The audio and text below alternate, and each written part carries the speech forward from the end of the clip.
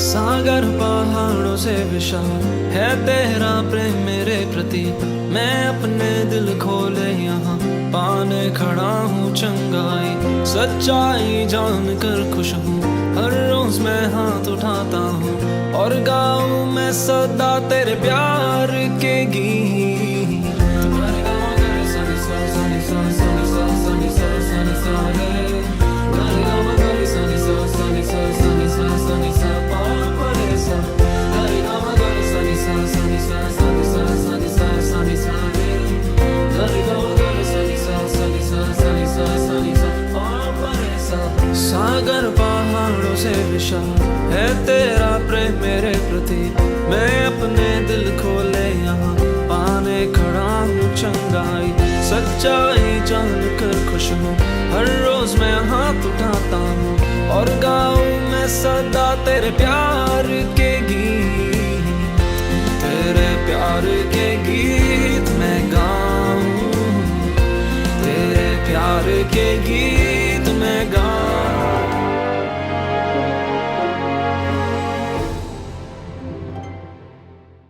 वचन संगीत सुनने वाले मेरे सभी विश्वासु भाई बहनों, माताओं का और बच्चों का स्वागत।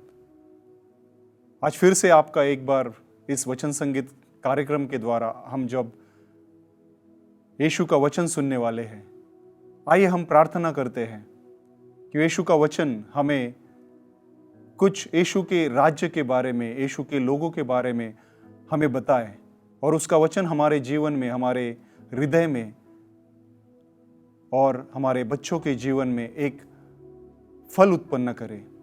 आइए हम प्रार्थना करते हैं। हे पिता परमेश्वर, हम आपको धन्यवाद देते हैं इस कार्यक्रम के द्वारा आप हमसे मिलने आते हैं उन शब्दों के द्वारा। और अभी जैसे हम उसके शब्द को सुनने वाले हैं, वो शब्द हमें आपके राज्य के बारे में, आपके बारे में और आप क्या कहना चाहते हो हमसे, उसके बारे में वो पवित्र आत्मा के जरिए हमें बताए। ये हम प्रार्थना प्रभु यीशु के नाम में, पवित्र नाम में, उसके पवित्र लहू द्वारा और पवित्र क्रूस द्वारा और उनकी माता और हमारी माता मरियम इसकी मध्यस्थी से, सभी संतगण और सभी स्वर्गदूतों की मध्यस्थी से करते हैं। आमीन। मेरे प्यारे भाइयों और बहनों, आज का वचन हमने लिया है संत यूहन्ना का सुसमाचार अध्याय 19वां वचन 25, 26 और 27 में से। आइए हम वचन पढ़ते हैं। ईसा की माता, उसकी बहन क्लोपस की पत्नी मरियम और मरियम मगदलना उनके क्रूस के पास खड़ी थी। ईसा ने अपनी माता की ओर और उनके पास अपने उस शिष्यों को जिसे वह प्यार करते थे देखा। उन्होंने अपनी माता से कहा, भद्रे, यह आपका पुत्र है। इसके बाद उन्होंने उस शिष्य से कहा, यह तुम्हारी माता है। उस समय से उस शिष्य ने उसे अपने यहां आश्रय दिया। मेरे प्यारे भाइयों और बहनों, यीशु ने अपनी माता को कहा, भद्रे, यह आपका पुत्र है।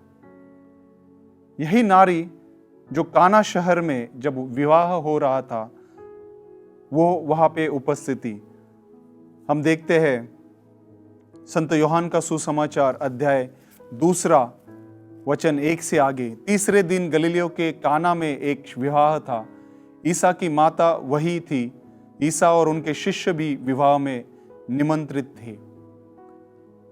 तीसरा वचन हमें बताता है कि अंगूरी समाप्त हो जाने पर ईसा की माता ने उनसे कहा, उन लोगों के पास अंगूरी नहीं रह गई है।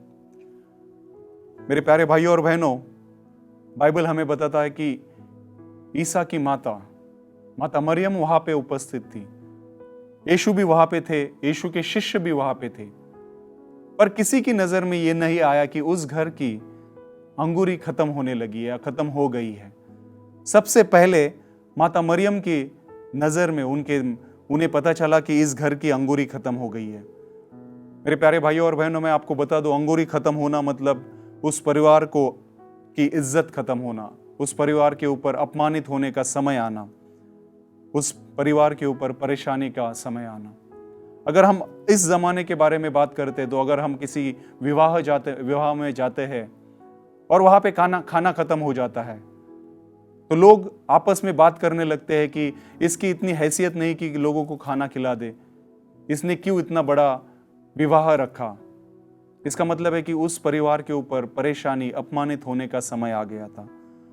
और वचन हमें बताता है कि अंगूरी खत्म हो जाने पर ईसा की माता ने उनसे कहा, सबसे पहले माता मरियम को यह पता चला कि उस परिवार में परेशानी है, उस परिवार की इज्जत दांव पे लगी है, उस परिवार को अपमानित होने का समय आ गया है। और उसी वक्त उसने दूसरे किसी से ना कहते हुए उसने अपने पुत्र के पास जाके कहा कि इस घर की अंगूरी खत्म हो गई है।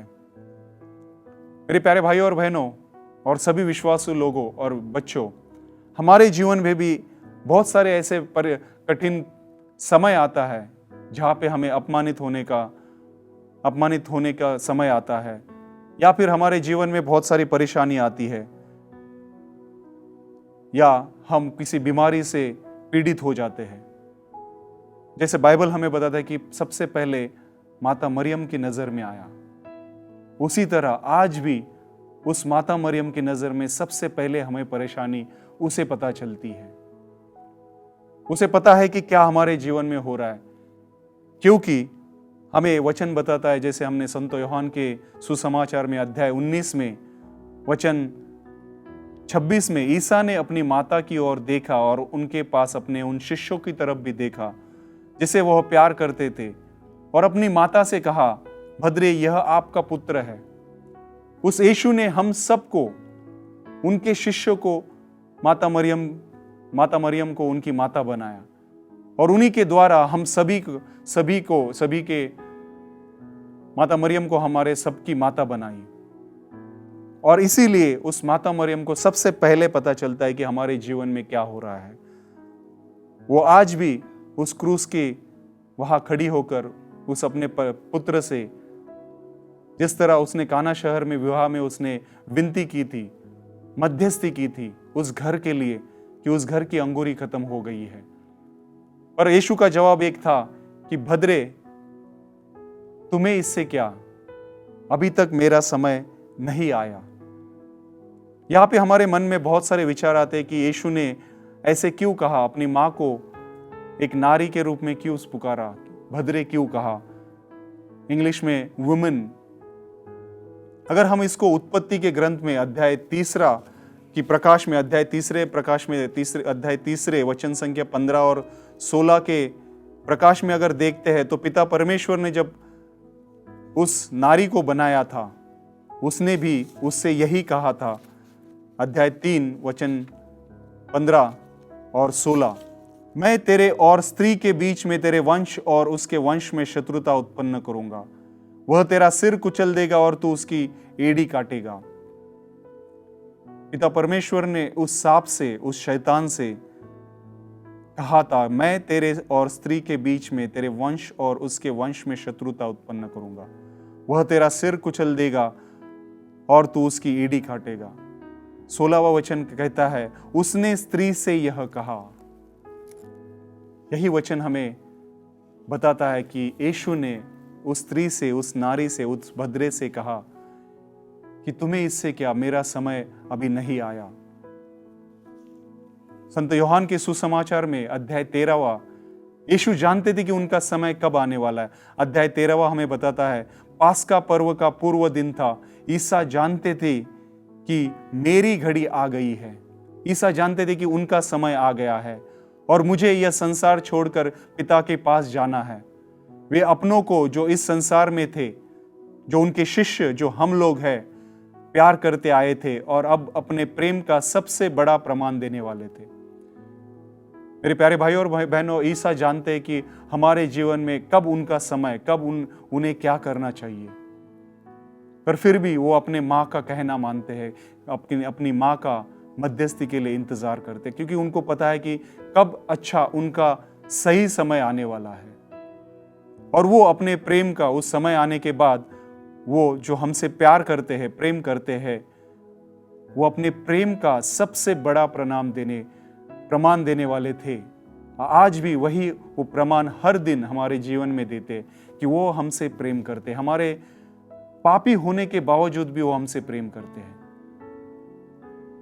जिस तरह उस माता मरियम ने उनसे कहा था इसलिए शायद मैं देखता हूँ कि जो मुंबई प्रांत में जो संत माइकल चर्च है, वहाँ पे बुधवार के दिन माता मरियम की एक नोविना होती है और उस नोविना में बहुत सारे विश्वासु लोग आते हैं।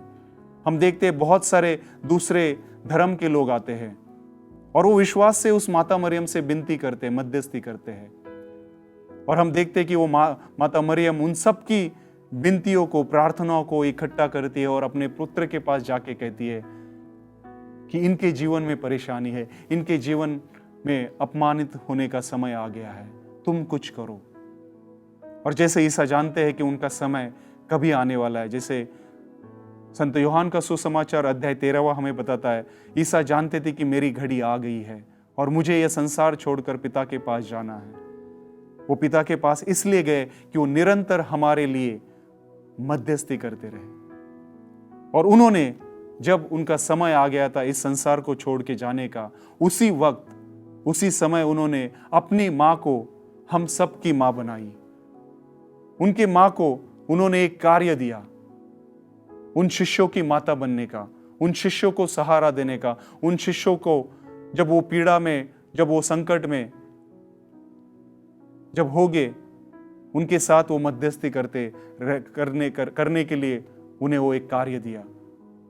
और वही इस तरह जो पुराने करार की ईव थी, वो माता मरियम के जरिए वो हमारे सब की एक आध्यात्मिक रूप से माता बन गई, जिसने प्रभु के शब्द को, उसके ऊपर उसको माना, उसके ऊपर विश्वास रखा और उसको, प्रभु के शब्द को अपने जीवन में कार्य में लेके आई।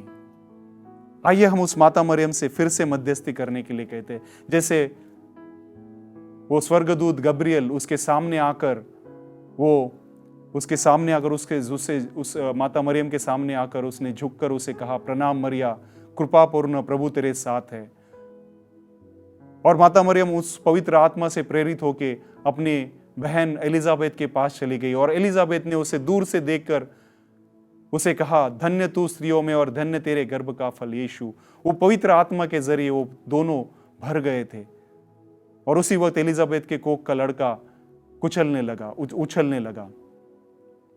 आइए उस माता मरियम से, जैसे स्वर्गदूत ने झुककर उससे कहा था, प्रणाम मरिया, कृपा पूर्ण, प्रभु तेरे साथ है, और उस एलिजाबेथ के जरिए हम उसे कहते हैं कि उसको हम उस स्वर्ग रानी का दर्जा, स्वर्ग रानी की जगह देते हैं, जो हमारी माता है। धन्य तू स्त्रियों में और धन्य तेरे गर्भ का फल यीशु। और जो हम सब पापी है, उस पापी मन से, पश्चातापी रूप से हम उसके लिए मध्यस्थी करने के लिए विनती करते हैं कि प्रार्थना कर हम पापियों के लिए अब और हमारे मरने के समय। और कैथोलिक कलीसिया हमें यही रोजरी की जपमाला करने के लिए हमें उत्साहित करते हैं। जो माता मरियम, जो हमारी माँ है, हमारे लिए निरंतर प्रार्थना करते हैं।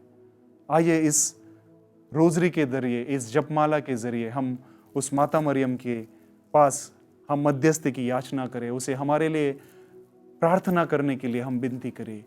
आइए हम सब कहते हैं, प्रणाम मरिया, कृपा पूर्ण, प्रभु तेरे साथ है, धन्य तू स्त्रियों में और धन्य तेरे गर्भ का फल यीशु। हे संत मरिया, परमेश्वर की माँ, प्रार्थना कर हम पापियों के लिए अब और हमारे मरने के समय। आमीन।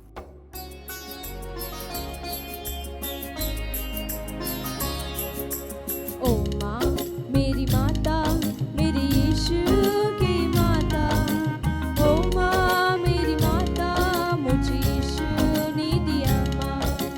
ओ माँ मेरी माता, मेरे यीशु की माता, ओ माँ मेरी माता, मुझे यीशु ने दिया माँ। ओ माँ मेरी माता, मेरे यीशु की माता, ओ माँ मेरी माता,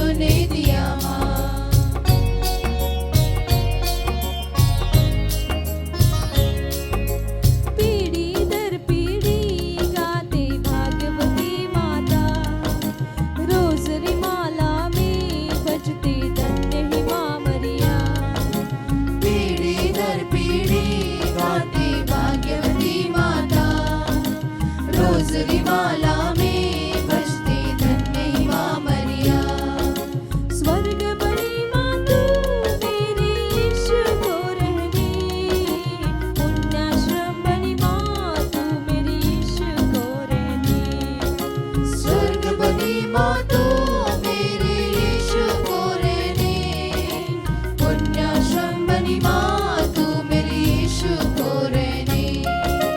ओ माँ मेरी माता मेरे यीशु की माता। ओ माँ मेरी माता मुझे यीशु ने दिया माँ। ओ माँ मेरी माता मेरे यीशु की माता। ओ माँ मेरी माता मुझे यीशु ने दिया माँ। आवे मरिया कुंवारी माता। आवे मरिया कुंवारी माता। ओ माँ मेरी माता मेरे यीशु की माता। ओ माँ मेरी माता मुझे यीशु ने दिया माँ।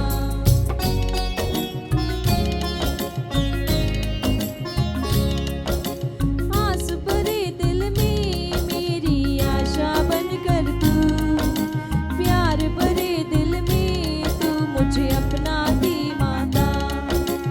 आस भरे दिल में मेरी आशा बनकर तू। प्यार भरे दिल में तू मुझे अपना दी माता। दुख हटाने तू हर दिन विनती कर माता। पाप मिटाने तू माता याचना करना सदा। दुख हटाने तू हर दिन विनती कर माता। पाप मिटाने तू माता याचना करना सदा। ओ माँ मेरी माता मेरे यीशु की माता। ओ माँ मेरी माता मुझे यीशु ने दिया माँ। ओ माँ मेरी माता मेरे यीशु की माता। ओ माँ मेरी माता मुझे यीशु ने दिया माँ। आवे मरिया कुंवारी माता। आवे मरिया कुंवारी माता। ओ माँ मेरी माता मेरे यीशु की माता। ओ माँ मेरी माता मुझे यीशु ने दिया माँ। ओ माँ मेरी माता मेरे यीशु की माता। ओ माँ मेरी माता मुझे यीशु ने दिया माँ। ओ माँ मेरी माता मुझे यीशु ने दिया माँ। ओ माँ मेरी माता मुझे यीशु ने दिया माँ। जैसे हमने देखा संत यूहन्ना के सुसमाचार में अध्याय 13 में, जब यीशु जानते थे कि उनका समय, उनकी घड़ी आ गई है, और बाइबल हमें बताता है कि जब वो संसार छोड़कर पिता के पास जाना था उन्हें, वे अपनों को जो इस संसार में थे प्यार करते आए थे और अपने प्रेम का सबसे बड़ा प्रमाण देने वाले थे। जो गुरु उस वक्त अपने शिष्यों के पैर धोने वाला था। ईसा जानते थे कि पिता ने मेरे हाथों में सब कुछ दे दिया है, मैं ईश्वर के यहां से आया हूं और ईश्वर के पास जा रहा हूं।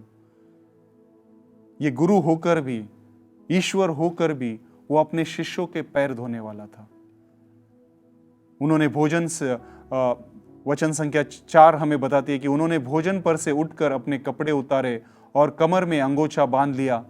तब वे परात में पानी भरकर अपने शिष्यों के पैर धोने और कमरे में बंधे अंगोछे से उन्हें पोंछने लगे। मेरे प्यारे भाइयों और बहनों, जो रोटी स्वर्ग से आई थी, जो शब्द इंसान बनकर इस पृथ्वी पे आया, वही ईश्वर अपने लोगों के पैर धोने वाला था। उस पानी से वो अपने शिष्यों के पैर धोने वाला था। यही एक उदाहरण है उनके प्रेम का। गुरु होकर वो शिष्य के पैर धोने वाले थे।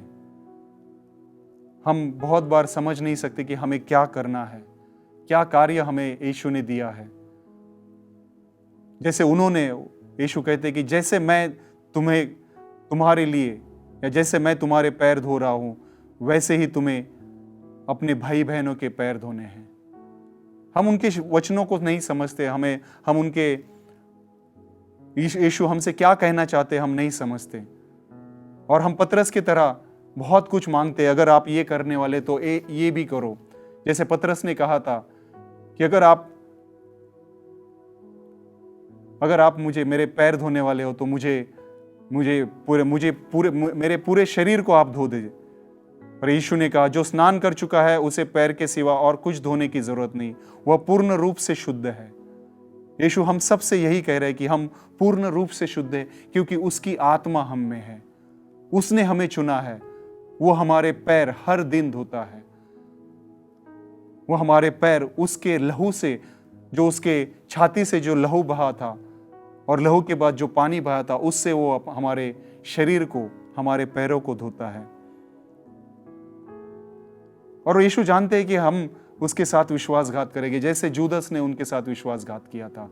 हम भी हम पाप करके हम उसका विश्वासघात करते। यीशु सब जानते हैं, उनको पता है उनका समय कभी आने वाला है, उनको कभी हमारे जीवन में आना है। आइए उस पतरस की तरह हम भी उस परमेश्वर से प्रार्थना करते हैं कि प्रभु हमारे जीवन में आप रिमझिम बरसो, अपने पानी से हमारे पूरे शरीर को, हमारे मन को, हमारी आत्मा को, हमारे आंखों को, शरीर के हर एक हिस्से को ऐसे धो दो। उस पवित्र आत्मा के जरिए, उस आपके पवित्र पानी में हमें, हमारे जीवन में आप रिमझिम बरसो और हमें आपकी तरफ, आपकी पवित्रता की तरफ लेके चलो। और जिस तरह उन्होंने अपने शिष्यों के पैर धोए थे, हम भी हमारे भाई बहनों के जो जरूरत में है, जिनको हमारी जरूरत है, जिन्हें देखने के लिए कोई नहीं है, जो उस मसीहा की इंतजार में राह देख रहे कि कोई उन्हें उनके पापों से, उनके परेशानियों से, उनके पीड़ाओं से उन्हें छुटकारा देगा। आइए हम भी उनके जीवन में जाकर उनके पैर धोंगे, जैसे यीशु ने कहा था वैसे ही हम करेंगे और उन्हें भी यीशु के पास लेके आएंगे। आइए इस गीत के जरिए हम प्रार्थना करते कि उस महान अग्नि के द्वारा हमारा भी अभिषेक करो, उस महान पवित्र पानी से, पवित्र जल से हमारे जीवन में रिमझिम बरसो और हमें पवित्र बनाओ और हमें आपके जैसा बनाओ और हमें आपके राज्य के लिए काम करने के लिए हमें काबिल बनाओ। आइए हम प्रार्थना करें उस महान परमेश्वर से कि प्रभु हमारे जीवन में, आप हमारे जीवन में, हमारे घर में, हमारे काम के जगह पे आप रिमझिम बरसो और उस अनंत काल के जीवन की तरफ हमें आगे लेके जाओ उस पवित्र आत्मा के जरिए। आइए इस गीत के जरिए और हम प्रार्थना के जरिए हम उस यीशु मसीह से विनती करते हैं, हम प्रार्थना करते हैं, याचना करते हैं और उनसे क्षमा मांगते हैं। आइए हम प्रार्थना करें। हे यीशु, जैसे हम अपने आपके वचनों को पढ़ा, प्रभु आपका वचन हमारे जीवन में बहुत से फल उत्पन्न करे और उन फल के द्वारा हम आपके लोगों के लिए, जिनको आपने चुना है, जिनसे आप प्रेम करते हैं, उनसे हम प्रेम करना सीखे। ये प्रार्थना आपके शब्द के द्वारा, आपके नाम के द्वारा, आपके लहू के द्वारा और आपके क्रूस के द्वारा हम करते हैं। और आपकी माता मरियम, जिसे आपने हमें हमारी माता बनाई है, उसे हम मध्यस्थी के लिए विनती करते हैं और हमारे साथ रहने के लिए, हमारा विश्वास बढ़ाने के लिए हम उनसे विनती करते हैं। ईश्वर की शांति आप सब लोगों के साथ हो और ईश्वर आपको आशीष दे। आमीन।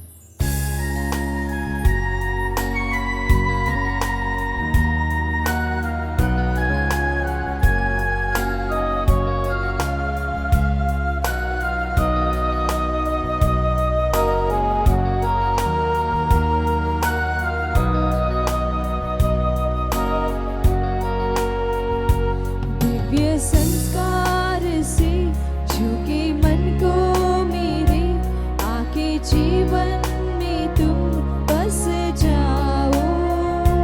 तुम हो दिल का करार, सच्चा तुम ही हो प्यार, आओ मुझको तुम अपना बनाओ। दिव्य संस्कार से झुके मन को मेरे, आके जीवन में तुम बस जाओ। तुम हो दिल का करार, सच्चा तुम ही हो प्यार, आओ मुझको तुम अपना बनाओ। बरसो बनके रिमझिम सा